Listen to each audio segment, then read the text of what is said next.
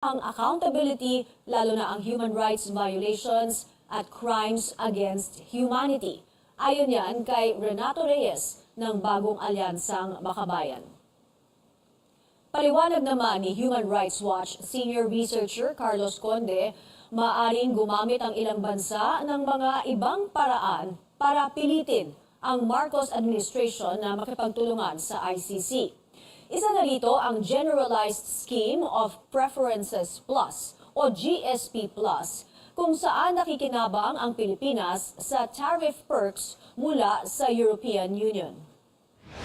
There are mechanisms to do that, but they are giving Philippine President Ferdinand Marcos the benefit of the doubt. They're waiting. In my view, they're waiting for him to really act on his promises. I think that the continued insistence of the president to not cooperate with the ICC will harm his credibility with the international community, with the international business community in the long run. Dagdag pa ni Conde, baka maging paraya o outcast si Ginoong Marcos sa Western countries kung tutulig sa inya ang ICC. Nitong Pebrero lang, sinabi ng Pangulo na hindi siya makikipagtulungan sa ICC dahil ang Pilipinas ay may soberanya at hindi na kolonya ng mga dating mananakop. Susunod lang ang kapulisan sa national government pagdating sa pag-iimbestiga ng International Criminal Court. Ito ang naging pahayag ni PNP spokesperson Jean Fajardo. Dagdag pa ni Fajardo, una nang nagsumite ang PNP sa Justice Department ng mga dokumento ukol sa mga kaso ng 150 mga pulis na sangkot sa mga questionableng anti-illegal drug operations. Meron nga pong question sa jurisdiction ng ICC and again, as part of the Executive Department, we will follow and support the lead of the national government not to participate in this investigation to be conducted by the ICC. Initially, sir, ito yung 52 cases requested by DOJ. As to the question whether there are other cases to be investigated, then if mangyari po yun, sir, katulad ng dati, sir, magpa-participate po ang PNP at ibibigay po natin yung kaukulang kooperasyon at isasubmit po natin yung request po nilang dokumento if that time comes po.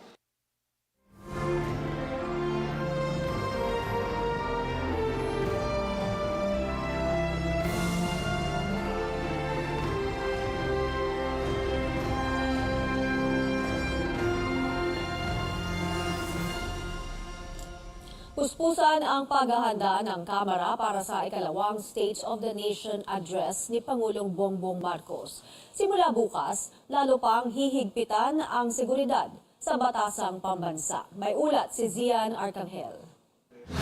Abala ang mga kawani ng Kamara sa pag-aayos ng batasang pambansa para sa ikalawang SONA ni Pangulong Bongbong Marcos. Masusing nililinis ang loob ng plenaryo para sa pagbubukas ng ikalawang sesyon ng 19th Congress sa Lunes. Nakapwesto na ang mga dilaw na silya kung saan uupo ang First Family, si Vice President Sara Duterte at mga dating Pangulo ng bansa. Sa North Wing naman, nakalatag na ang red carpet kung saan dadaan ang mga bisita.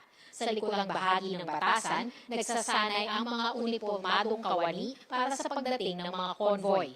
Kumpiyansa si House Secretary General Reginald Velasco sa kalidad ng paghahanda ng Kamara 5 araw bago ang SONA. Kahit ngayon SONA, gawin bukas, ready na kami. No? Over 2,000 na ngayon yung guests namin. And we have some reserved seats pa rin for those who will request us last minute. Kabilang sa mga kumpirmadong dadalo sa SONA, sina dating Pangulong Joseph Estrada at Gloria Macapagal Arroyo na kasalukuyang Deputy Speaker. Pupunta rin daw si dating Pangulong Rodrigo Duterte pero hindi pa tiyak kung magtatabi sila sa upuan ng kanyang anak na si Vice President Sara Duterte. Kailangan kasi may clearance sa dalawa eh. Ang mapapansin nyo ngayon, kiniklear namin doon sa mga VIP. O, okay ba sa'yo? Nakatabi mo to? Ganyan, ganyan. As much as possible, we want them to be comfortable. Tikom ang bibig ni Velasco kung sino ang kakanta ng pambansang awit sa SONA. Pero para naman sa pagbubukas ng sesyon sa umaga, kakantahin ang pambansang awit ng isang choir mula sa Tacloban, Leyte. Dapat nasa loob na ng plenaryo ang lahat ng bisita ng alas 3 ng hapon bilang paghahanda sa pagdating ng Pangulo. Ang strict lang sa atin yung sa plenary eh. Once they close it at 3 p.m., yun, wala na makakapasok doon. Oo. Until makalabas sa plenary. Oo. Tapos, normally rin, walang makakalabas until the President leaves the complex. Sa Lunes, magbubukas ng zipper lane sa kanto ng Elliptical Road at Commonwealth Avenue para sa mga papuntang batasang pambansa. Pero ang mga motoristang dadaan dito, kailangang may car pass at imbitasyon sa SONA. Simula rin bukas, sarado na ang buong batasang pambansa at tanging mga otorisadong tao na lang ang maaaring pumasok. Magpapatuloy ang lockdown hanggang Lunes ng umaga. Cian Arcangel, CNN Philippines. Inihahanda na ng Senado ang resolusyong kokondena sa patuloy na panghihimasok at pangaharas ng China sa mga Pilipinong mangingisda at Coast Guard sa West Philippine Sea. Ayon kay Senate President Mig Zubiri, malinaw ang naging arbitral ruling na nag-invalidate sa pang-aangkin ng China sa West Philippine Sea. Sa nasabing resolusyon, hihimukin ng mga senador ang gobyernong dalhin ang lahat ng ebidensya ng pambubuli ng China sa harap ng United Nations General Assembly. Will show to them that what they've been doing is building, reclaiming islands, building bases. These are bases carrying missiles, ships all around the areas where it is part of the exclusive economic zone of the Philippines as declared by the arbitral ruling in 7 years ago in 2014. So we have to go back to the United Nations, show them that this is not being respected. May malinaw na mensahe si Zubiri sa China. Get out of our territory. It's a creeping invasion. Unless we put a stop to this, unless we push back, Umaasa si Zubiri na tatalakayin ni Pangulong Bongbong Marcos ang issue sa General Assembly ng United Nations sa Setyembre. Abangan ang aming buong panayam kay Senate President Mig Zubiri sa Lunes sa programang The Source. Nasa bansa ngayon ang mga tauhan ng Royal Australian Navy para sa isang taunang exercise ng Pilipinas at Australia, habang tuloy-tuloy naman ang joint drills ng dalawang bansa. May pasilip ang aming senior correspondent David Santos. Matapos ang Army to Army, Navy to Navy naman ang magsasanay sa pagitan ng Pilipinas at Australia. That exercise Lumbas 2023 is a critical opportunity to prepare ourselves to face the unpredictable and ever-changing nature of security threats. Nasa Subic, Zambales ngayon ang HMAS Anzac, isa sa mga pangunahing frigates ng Royal Australian Navy. Bago simulan ang pagsasanay, ipinasyal muna ang mga tropa ng Philippine Navy sa barko. It's a great delight for my officers and ships company to be here today. Nasa kabilang dako naman ng pier si BRP Conrado Yap, ang kauna-unahang makabagong corvette ng Pilipinas. Kapwa lalayag ang Anzac at Conrado Yap para sa exercise Lumbas, kung saan mas makikilala ng dalawang puwersa ang kakayahan ng isa't isa. For example, if there's a threat coming, what are the steps that you take to address those measures? And we have to make sure that we maximize the potential of our capabilities, especially with the Australian Navy. I think it's not a matter of what we can teach, it's certainly a matter of what we can learn from each other. And certainly every time I go to sea, we'll learn something new about the environment we work in. Bukod sa Estados Unidos, ang Australia ang natatanging bansa na may Visiting Forces Agreement sa Pilipinas, kung kaya't pinahihintulutang maglabas-masok dito ang kanilang mga tropa at kagamitan, kabilang na itong frigate. Matagal nang katuwang ng Pilipinas ang Australia sa isyu ng defense at security. Whether it be in the south, in Mindanao, whether it be facing the challenges of the day, and we will continue to work together. Samantala, tuloy din ang mga pagsasanay ng mga tropang Pinoy at Kano sa iba't ibang bahagi ng bansa. Nasa Cebu at General Santos kamakailan ang mga fighter aircraft ng US at Pilipinas bilang bahagi pa rin ng Cook Thunder Exercise. Sa lawag, natuloy din ang mga sari-saring exercise kabilang ang pagre-refuel ng mga eroplano ng US. Naantala ang mga ito ng ilang araw dahil sa masamang panahon. Mula Subic, Zambales, David Santos, CNN Philippines. Susunod, give the Maharlika Law a chance. Ito ang tugon ni Senador Mark Villar sa mga kritikong gustong questionin ang batas sa Supreme Court. At hindi na Japan ang may world's most powerful passport. Alamin kung aling bansa ito sa pagbabalik ng Newsnight.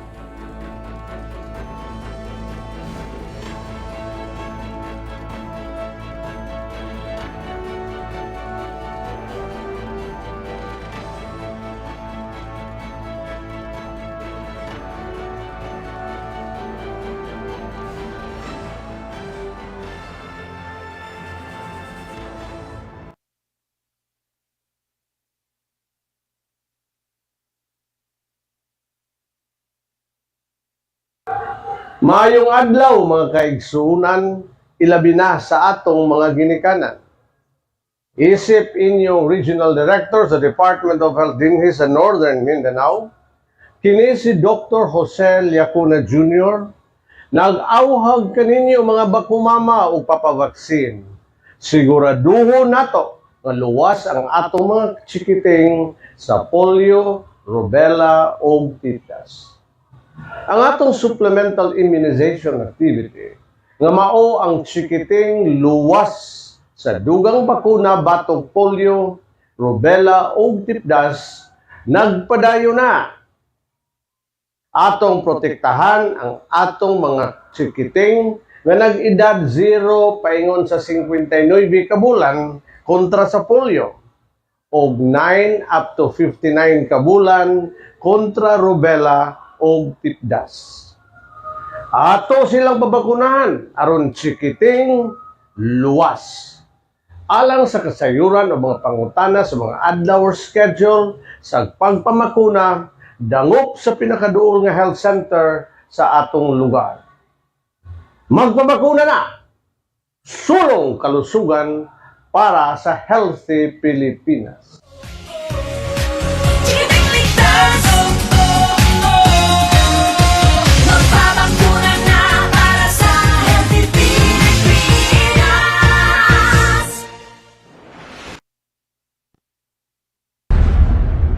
Palaban, walay giatrasan.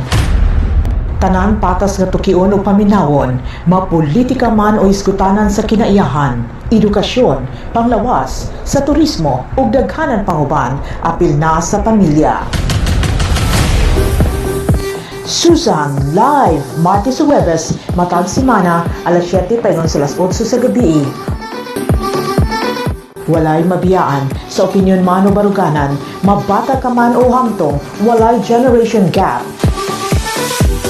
Sa programang Susan Live, din sa RPN TV5 o DXK Radio, hosted by Susan Palmes Dennis.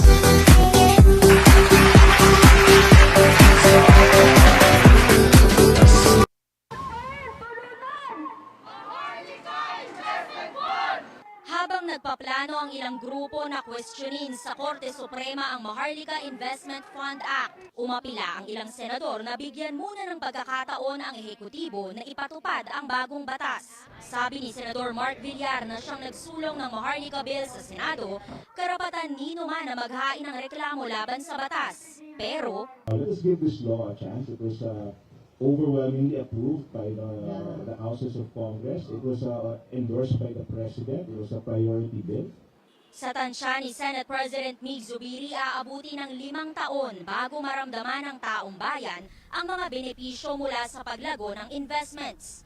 Mahihinto pa ang implementasyon sakaling maglabas ng temporary restraining order ang Korte Suprema.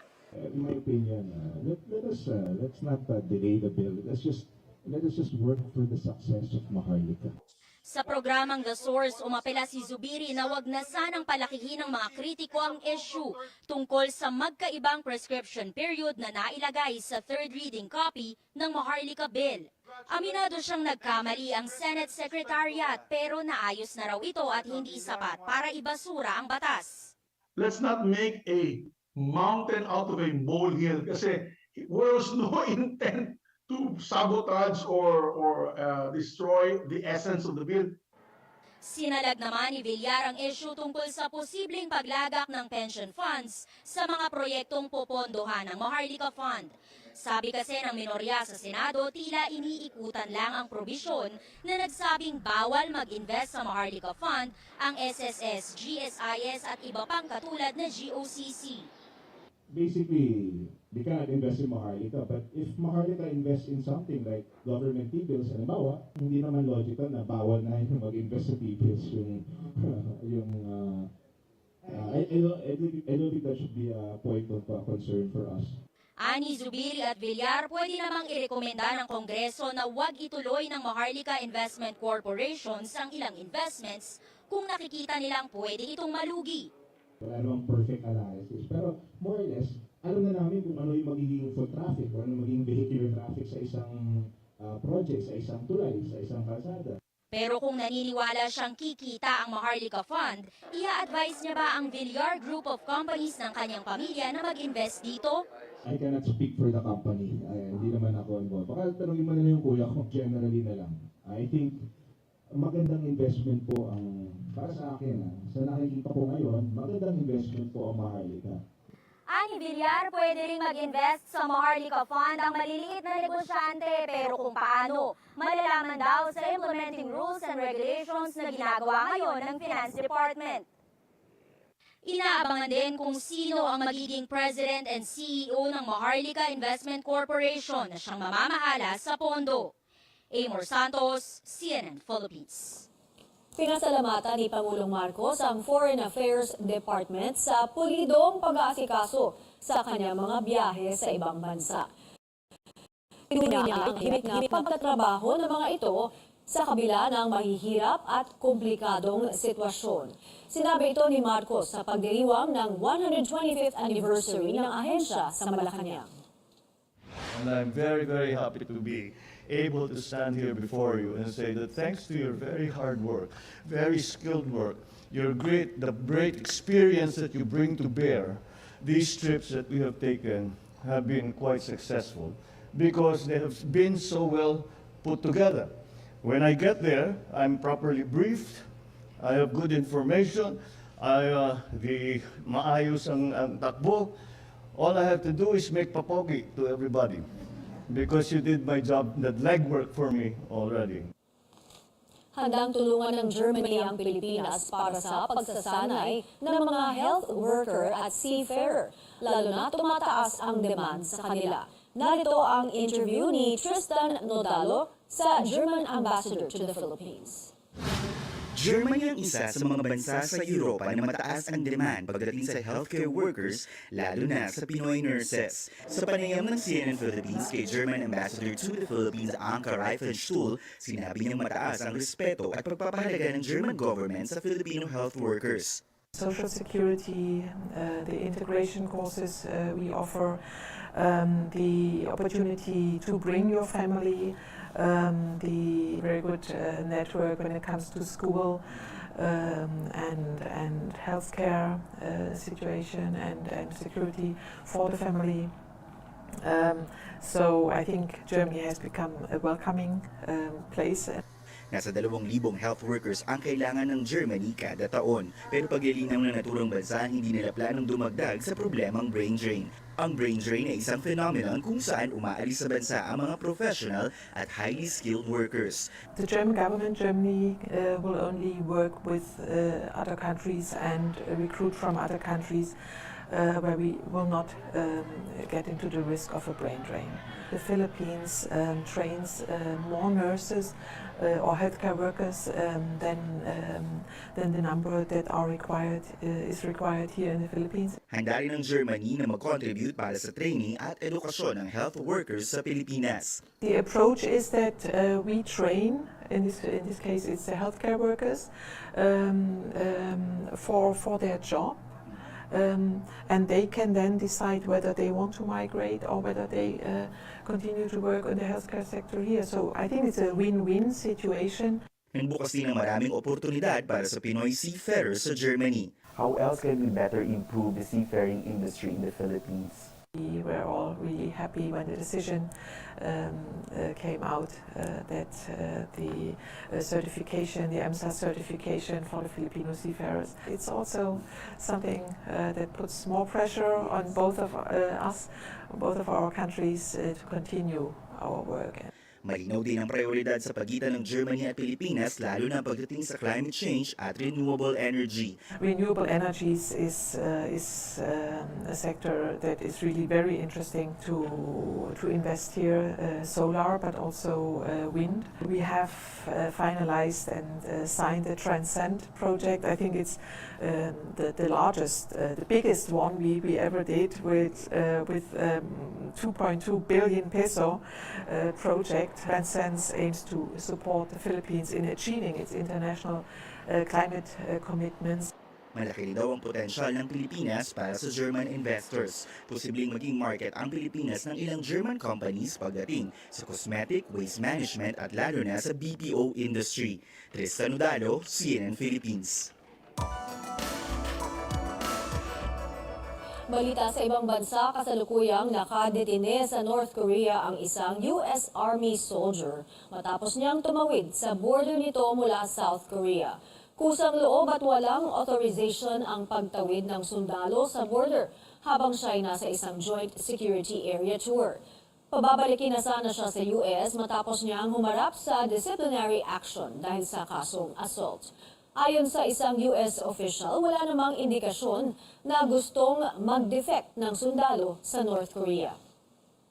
So we're closely monitoring and investigating the situation and working to notify the soldiers next of kin and engaging to address this incident. In terms of my concerns, I'm absolutely foremost concerned about the welfare of our troops. Inyong narinig si US Defense Secretary Lloyd Austin. Thai Prime Minister candidate Pita Limjaroenrat pansamantalang sinuspinde ng korte bilang mambabatas dahil sa umano'y paglabag sa election laws. Mariing tinanggi ni Pita ito at inakusahan niya ang Election Commission na minamadali ang kaso. Noong nakaraang linggo ay nabigo si Pita na makakuha ng sapat na parliamentary votes para maging Prime Minister. At matapos ang 5 taon, may bago ng pinakamakapangyarihang passport sa mundo. Kung ikaw ay may Singaporean passport, pwede kang pumasok sa mahigit 190 bansa o 190 countries kahit walang visa.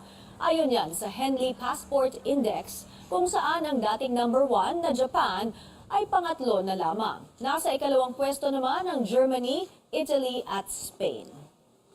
Abangan! Bago buksan ang mga pinto ng Haunted Mansion, nag-release ng bagong pasilip ang Disney sa remake ng sikat na horror comedy. At halos kumpleto na ang paghahanda ng local organizers para sa FIBA Basketball World Cup dito sa bansa.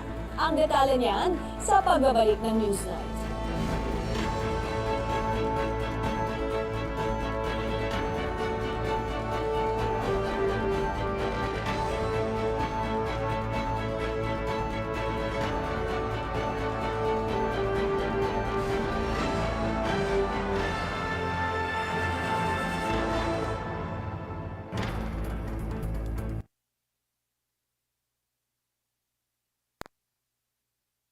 That time check was brought to you by ACS Manufacturing Corporation, ISO certified, world-class quality.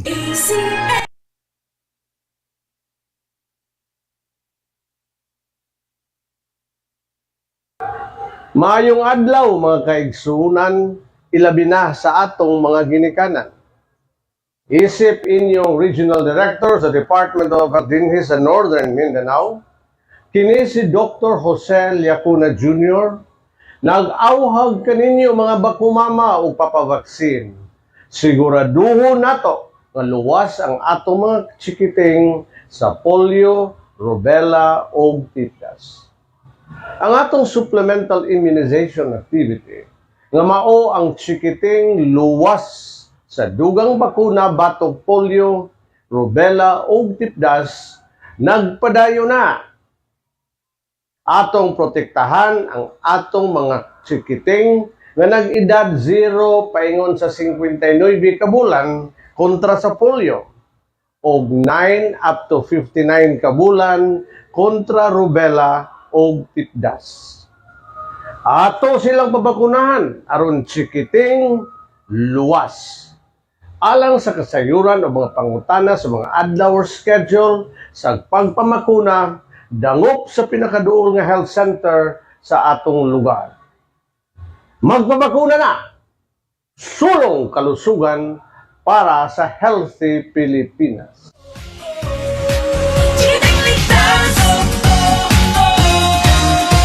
Magpabakuna na para sa healthy Pilipinas.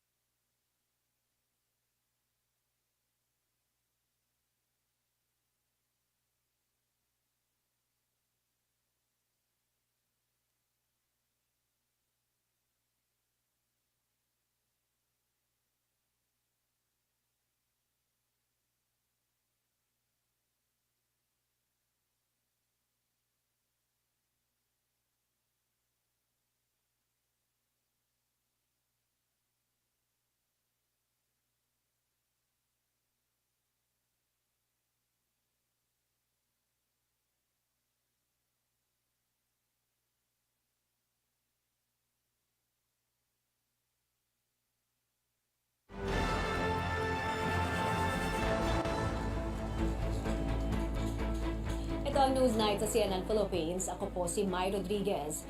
Isa sa mga pangunahing balita ngayong gabi, si Philippine Army Chief Lieutenant General Romeo Bronner, ang susunod na Armed Forces Chief of Staff.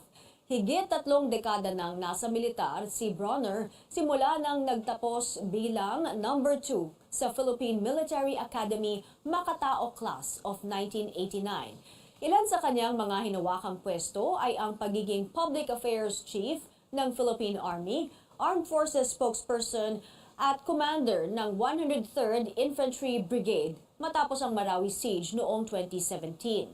Papalitan ni Bronner si General Andres Centino na ibinalik sa pwesto bilang AFP Chief noong Enero. Ayon sa Malacanang, itatalagang Presidential Advisor on the West Philippine Sea si Centino. Aarangkada na ang mga bagong tren ng LRT-1. Mismong ang Pangulo ang nanguna sa inauguration ceremony kanina. Ang ulat mula kay Rex Remitio live mula sa LRT Depot sa Pasay City. Rex. Magsisimula ng i-deploy yung unang 4th generation train set para sa mga commuter ng LRT-1 simula bukas Huwebes. At ayon sa mga opisyal, pumasa naman daw itong mga train set pagdating sa safety check, inspection, trial run at yung tinatawag na acceptance test. At unang dumating itong mga train set mula sa Espanya at Mexico sa Pilipinas noong January 2021. At ito ay ginawa ng Mitsubishi Corporation at Construcciones y Auxiliar de Ferrocarriles ng Espanya.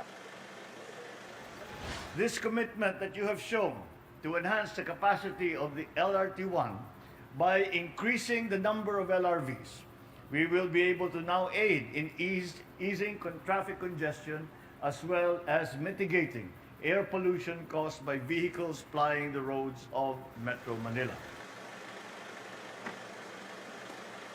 Pandagdag ito sa kasalukuyang 3 henerasyon ng train sets na tumatakbo ngayon sa main line ng LRT-1. Ang bawat 4th gen train set ay may 4 na coach at may kapasidad na 1,300 pasahero kada biyahe. May top speed yung mga tren na 70 km per hour. At may destination signs ito upang ipaalam sa mga pasahero kung yung tren ay papuntang Hilaga o Timog. Ang driver station naman ay moderno at disenyo'y may monitor din na nagpapakita ng temperatura sa labas. May special areas din daw para sa mga may gamit ng wheelchair. At sa capacity requirement ng buong system, isang bagong Gen 4 train set ang madadagdag sa mainline kada linggo hanggang December 2023. Sa ngayon ay nasa 20 4th generation train set na ang nasa bansa.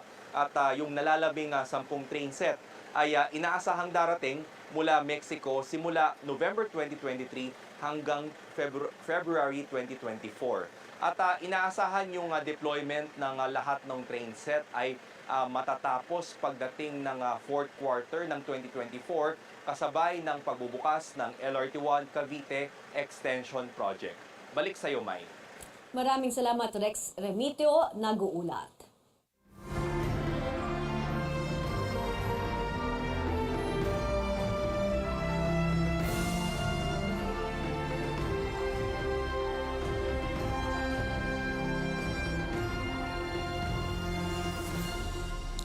Gumaganda na ang estado ng pagde-deploy sa mga overseas Filipino worker kasunod ng pagbubukas ng mga bansa at pag-aalis ng COVID-19 restrictions. Pero kabi-kabilang hamon at peligro pa rin ang kinakaharap ng mga OFW. Ano na nga ba ang estado ng mga OFW sa unang taon ng Administrasyong Marcos? Nagbabalik si Tristan Nodalo para sa special report.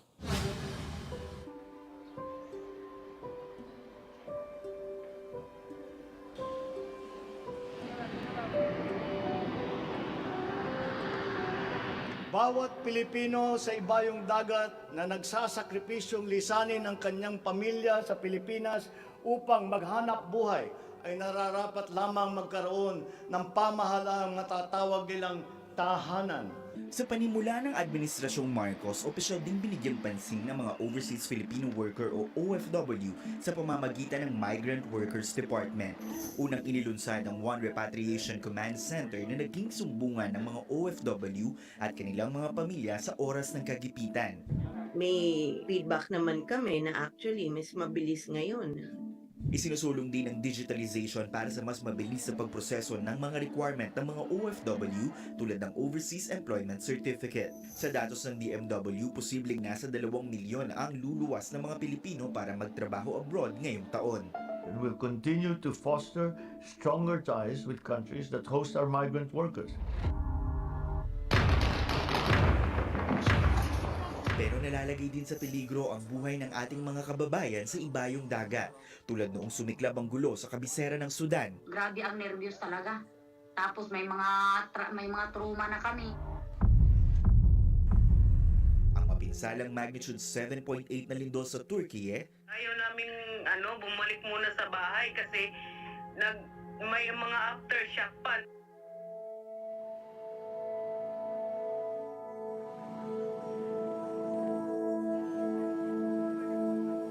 o ang karumal-dumal na sinabit ni household worker Julie Biranara sa Kuwait. Dosena na ang nasasaktan, nabubugbog, namumulesya, na-rape, etc.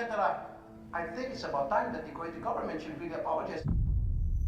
Destinasyon ng mga OFW ang Kuwait pero nagdesisyon ang pamahalaan nito na suspindihin ang pagbibigay ng bagong visa sa mga Pilipino. Nasa 14,000 dating mga OFW naman sa Saudi Arabia ang naghihintay pa rin na mabayaran ang kanilang claims.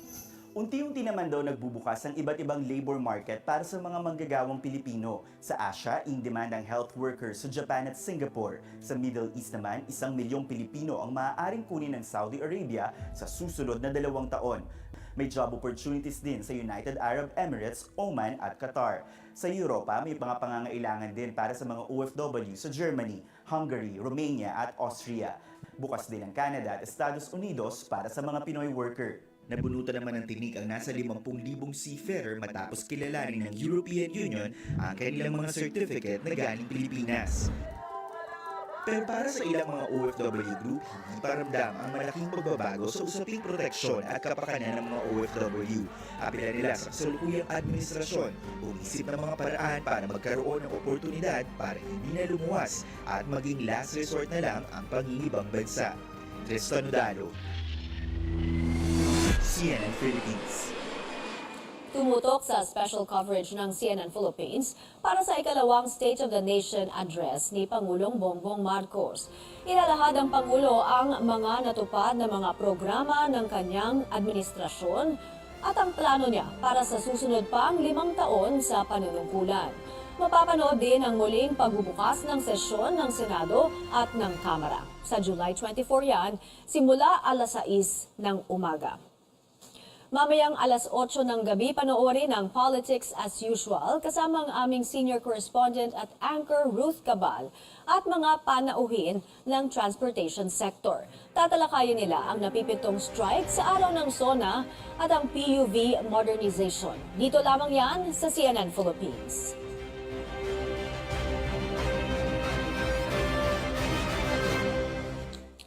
Isang training program ang inilunsad para sa mga healthcare at social workers sa Bikutan na kumakalinga sa drug dependence. Target nito na hasain ang pagtugon nila sa problema sa drug addiction.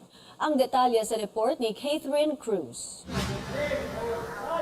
5 buwan nang lumalagi si Daniel dito sa Treatment and Rehabilitation Center o TRC sa Bikutan at inaasahang makalalabas sa susunod na buwan. Mga magulang niya ang pumilit na sumailalim siya sa rehabilitation para maituwid ang buhay niya mula sa adiksyon. Kung magpapatuloy po kasi talaga ako na ako lang mag-isa, magulo yung buhay.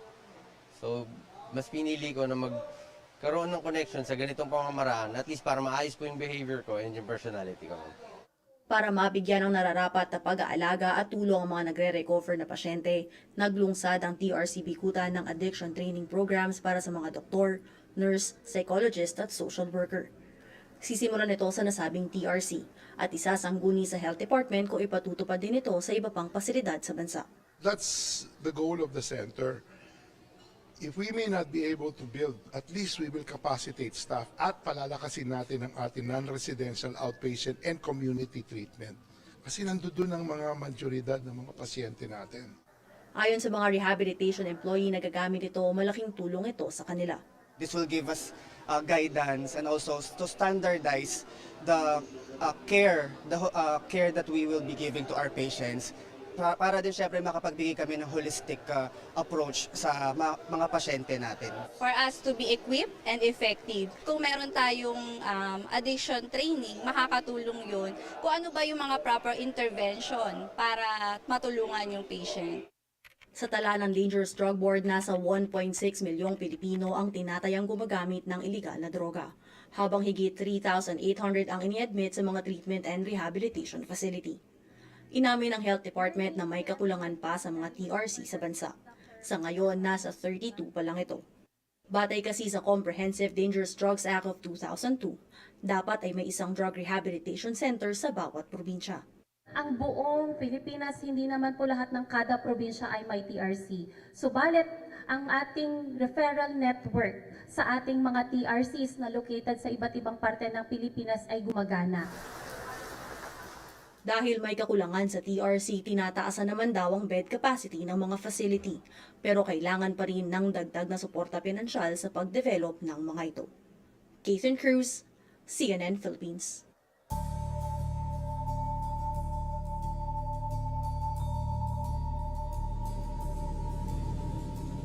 Pinawin ng State Weather Bureau ang agam-agam na magkaroon ng heat wave o matinding init sa bansa sa kasagsagan ng El Nino. Ayon kay Pag-asa Climate Monitoring Chief Annalisa Solis, mababa ang posibilidad na magkaroon ng heat wave tulad ng nangyayari sa Europa. Kasalukuyang nakakaranas ng napakataas na temperatura ang iba't ibang bansa doon tulad ng Italy na nakapagtala ng lagpas 40 degrees Celsius. Ayon kay Solis, normal sa Pilipinas ang warm and dry season na nagsisimula ng Pebrero at umaabot hanggang Abril.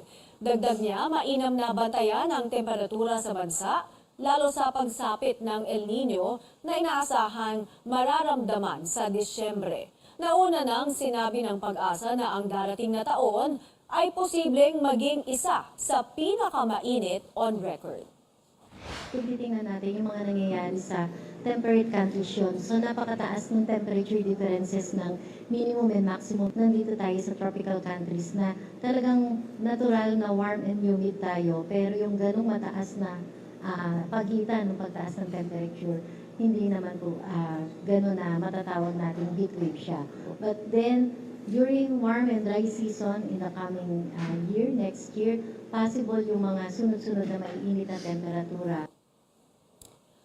Nagbabala ang pag-asa na kahit napapalapit na ang buwan na mararamdaman ang epekto ng El Nino, marami pang aasahang bagyo na papasok sa bansa. Ayon kay Solis, 8 hanggang 11 ang nakikitang bagyo na papasok sa bansa hanggang sa Enero ng susunod na taon. Posible rin daw na mas malakas ang mga bagyo na ito, dulot ng mainit na temperatura sa dagat Pasifiko. Isang low-pressure area ang inaasahang magpapaulan sa Visayas at iba pang bahagi ng bansa. Ayon sa Pag-asa, posible ang kalat-kalat na pagulan sa Marinduque, Romblon, Caraga at ilan pang lugar. Nasa screen ninyo ang buong listahan.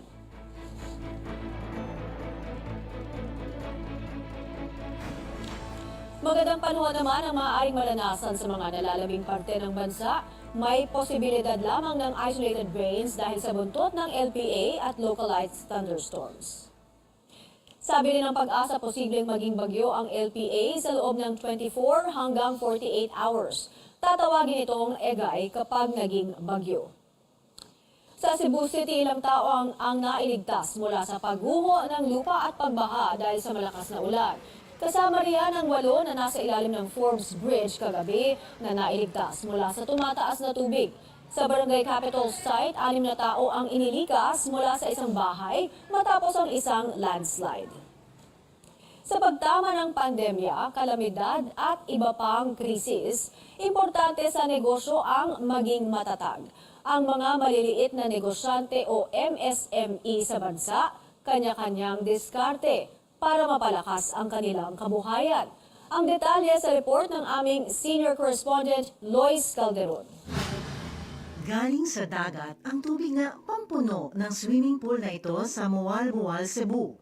Ang may-ari ng resort na si Eric Smith nakatipid daw ng 150,000 pesos sa water bill kada buwan. Kaya ginamit niya itong puhunan para sa teknolohiyang pang-filter ng tubig alat. At ang kuryente sa resort na ito galing sa solar energy. Fresh water is actually delivered because of the lack of public facility in our area. It's quite expensive if we have our pools run with fresh water, 250 per cubic meter. The salt water, well, it goes through the usual filter. At the same time, we also put in chlorine, still to regulate the germs and the algae. Ang Mualbual sa Cebu ay isang diving site na kasali sa kampanya ng DTI na tinawag na One Town, One Product Philippines. They focus on this as a tourism come on for the guests outside of Cebu. Ang interior designer namang si Wilhelmina Garcia nangongolekta ng plastic mula sa mga pamayanan na nakapaligid sa Bulkang Taal. Ang mga basurang plastic ginawa niyang dekorasyon at muebles. Mula sa kapital na 250,000 pesos, ang kanyang negosyo pang-export na. Abot hanggang Germany, Paris, Singapore at Korea.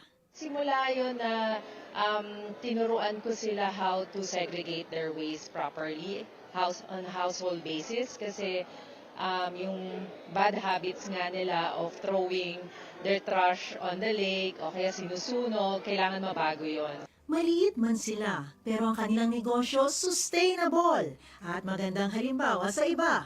Kasali ang 2 entrepreneurs na ito sa outstanding MSMEs na pinangalanan ng DTI. Pati ang plano ng gobyerno na maging digital ang mga maliliit na negosyo nararamdaman na. Halimbawa ang digital startup founder na si Neptune Factor. Sa kanyang platform na Easy Fulfill, nakabibenta ang mga MSMEs ng produkto sa mga customer ng Amazon.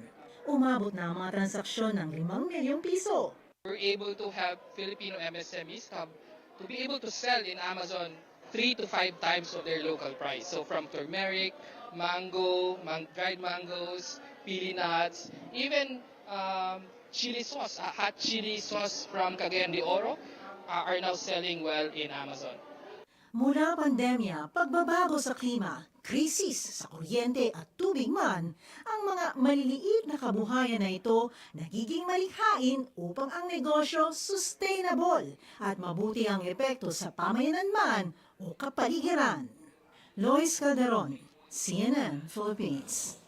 Kinumpirma ng San Miguel Corporation na makakatuwang nito ang Metro Pacific Tollways Corporation sa pagtatayo at pagpapatakbo ng bagong tollway na mag-uugnay sa Cavite at Batangas. Pinag-uusapan pa ang magiging terms and conditions ng proyekto.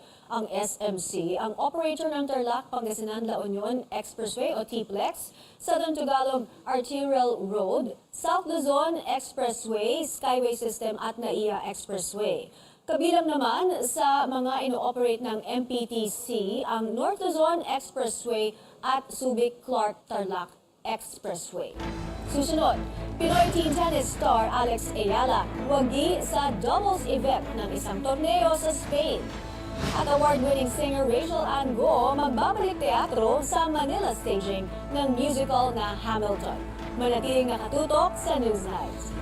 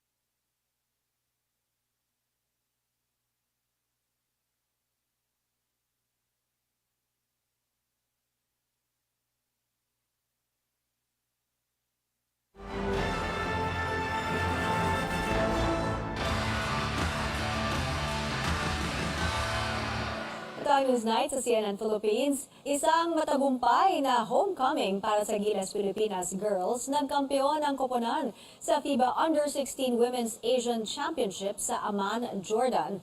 Na-sweep ng Gilas Girls ang palaro sa record na 5-0. Na-promote rin sila sa Division A ng sa Gilas Women Under-16 Head Coach Pat Aquino sa Sports Desk, malayo pa ang mararating ng kanyang players. It's really big, actually. I know it took us a long way, but we're getting there, and I hope that we continue getting more recognition and with what the program is doing to solidify what the program is doing, and hopefully we continue and do better in every tournament that we play. Sasabak ang Gilas Girls bilang Division A team sa 2025 edition ng torneo. Tagumpay para kay Pinoy teen tennis star Alex Ayala sa Spain. Wagi ang Rafa Nadal Academy graduate sa doubles event ng ITF Spain 15A tournament kasama ang kanyang Spanish partner na si Marina Basols Rivera. Tinalo nila ang tambalan nina Ankita Raina at Prarthana Tombari ng India sa straight sets. Sasabak si Ayala sa singles event ng torneo mamayang alas 12 ng hating gabi Manila time kontra Jacqueline Christian ng Romania. Nasa home stretch na ang paghahanda ng bansa para sa 2023 FIBA Basketball World Cup. Lalarga na ang Global Basketball Showcase sa susunod na buwan. Narito ang ulat ni Pauline Versosa. World-class basketball event. Yan raw ang maasahan ng fans sa pag-co-host ng bansa sa 2023 FIBA World Cup ngayong Agosto na dadaluhan ng ilang top basketball teams sa buong mundo. Kahit may ilang linggo pa bago ang kompetisyon, 98% complete na raw ang mga preparasyon ayon sa local organizers. The 2% are the finishing touches. When you move in, there's where you set up the tables, the chairs, but the venue itself is ready. There's a lot of renovations at Araneta Coliseum, of course some changes to the lights in Mo Arena and Philippine Arena. Sa ngayon, traffic management o yung pag-transport ng mga delegates at fans sa game venues ang kailangan pa rin ayusin ng organizers. Mahalaga raw na mapabilis ang biyahe ng players gamit ang EDSA Bus Carousel Lane, lalo na sa opening ceremony na magaganap sa Philippine Arena sa August 25. Noong nakaraang buwan kasi, 52 minutes ang naitalang travel time mula Bonifacio Global City na mas matagal sa target nilang 45 minutes. We have decided on one plan that we would like to simulate again, probably during the next concert at the Philippine Arena so that we can test this.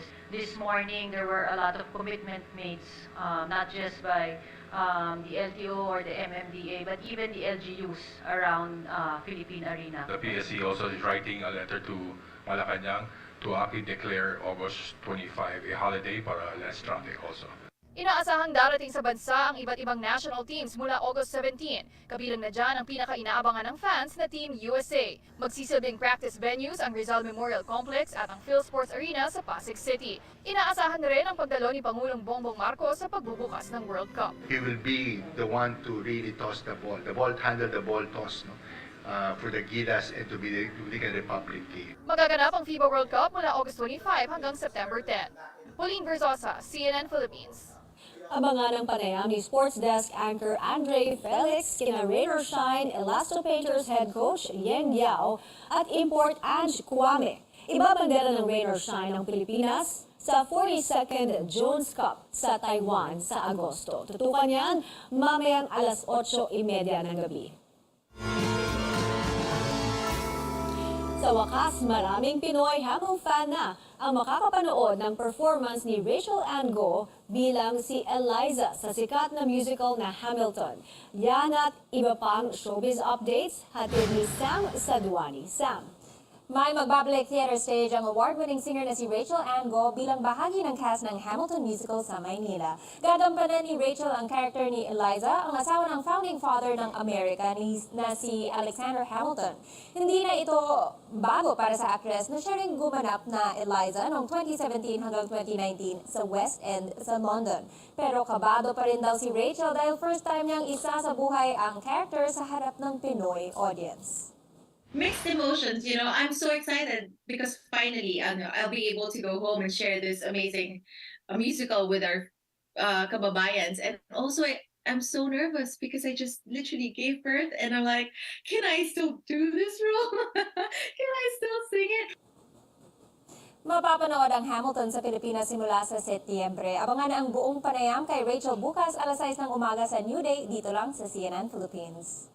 Kung gusto naman ng parehong matawa at matakot, may bagong trailer na para sa inaabangang remake ng Haunted Mansion. Tampok dito ang maraming miyembro ng star-studded cast gaya nina Rosario Dawson, Danny DeVito, Jamie Lee Curtis at Jared Leto. Kailangang alamin ng characters ang kwento sa likod ng bahay na punong-puno ng mga multo. Mapapanood sa mga sinehan ang Haunted Mansion simula July 26. Para naman sa Filipino treasure makers, may bagong pasilip na sa pangalawang full album ng K-pop group Treasure. Nag-release ang grupo ng track spoiler o maikling bahagi ng isa sa mga kanta mula sa album nilang Reboot. Yan ang romantic dance track na I Want Your Love. Ilalabas ang 10-track album sa July 28. Kilala ang Treasure para sa mga awit gaya ng Darari at Hello. At yan ang updates para sa Showbiz Spotlight at Screen Time. Para sa araw na to, balik sa iyo, May. Maraming salamat, Sam Sadwani. At yan ang mga kailangan ninyong malaman ngayong Miyerkules, July 19, 2023. Magkita-kita ulit tayo bukas dito sa CNN Philippines. Ako po si May Rodriguez, sa ngalan ni Pio Tiveros, at ito ang Newsnight.